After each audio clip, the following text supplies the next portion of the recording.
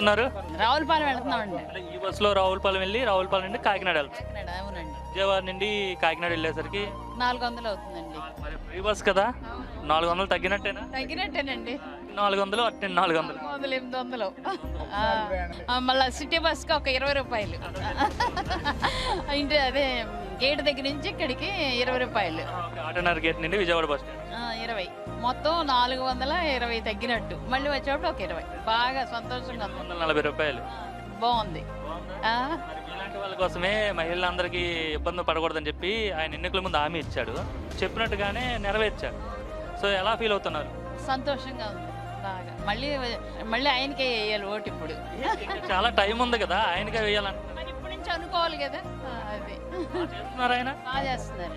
అదే మరి ఏం చెప్తారు ఒక మహిళగా? మరి ఇప్పుడు ఈ పథకం మీకోసం పెట్టారుగా, చంద్రబాబుకి ఏం చెప్తారు? థ్యాంక్స్ చెప్తామండి. కూటమి ప్రభుత్వ సూపర్ 6 సూపర్ హిట్